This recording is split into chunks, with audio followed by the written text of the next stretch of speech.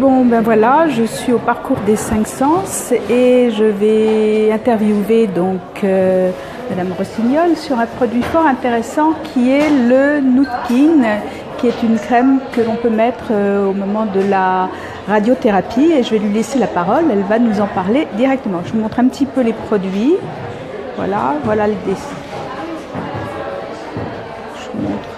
Oups. Voilà. Et je vais lui laisser la parole.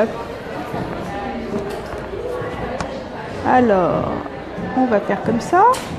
Voilà, bonjour. Bonjour. Est-ce que vous pouvez nous parler un petit peu de votre produit ?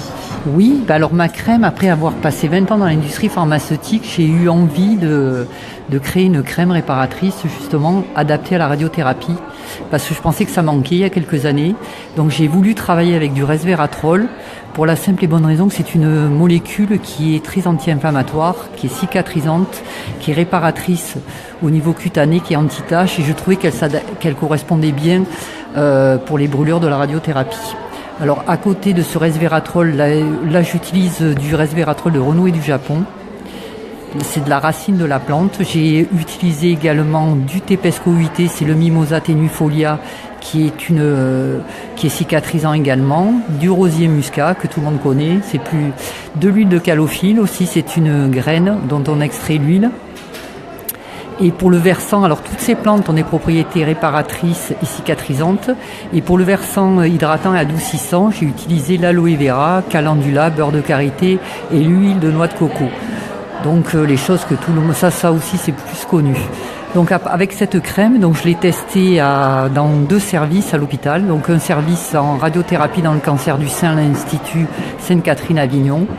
Donc alors j'ai les résultats de l'étude, et également en dermatologie à l'hôpital Saint-Joseph à Marseille dans les démangeaisons.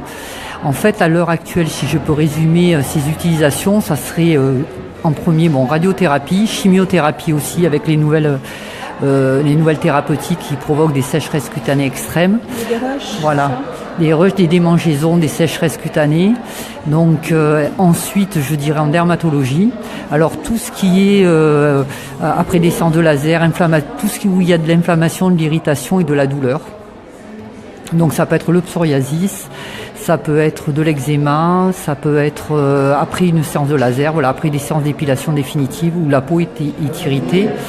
Et depuis 3 ans, j'ai un gynécologue qui l'utilise, c'est les muqueuses génitales aussi, pour toutes les inflammations. Donc je suis en train de développer le versant gynécologique avec justement des chirurgiens. Et je pense que je vais mettre une étude en place là-dedans. Et j'ai des sages-femmes qui le testent aussi dans les épisiotomies. Donc en fait, c'est une crème qui est bien tolérée au niveau corps, visage et muqueuse. D'accord. Et ces produits, en fait, ce sont des produits qu'on trouve chez les thérapeutes ou qu'on peut trouver dans le commerce ? Alors cette crème est vendue, j'essaye de la commercialiser principalement en officine, en pharmacie de ville. Et elle est vendue également sur mon site internet. Mais je développe plutôt le commerce de proximité, la pharmacie pour les patients. C'est plus facile d'aller voir leur pharmacien que de commander sur internet. D'accord. Mais il y a quelques magasins bio aussi qui l'ont, mais bon, je suis en train de me développer. Ça se fait pas en un jour. Voilà, c'est exactement ça. De toute façon. Voilà. Merci pour Merci à vous. D'information.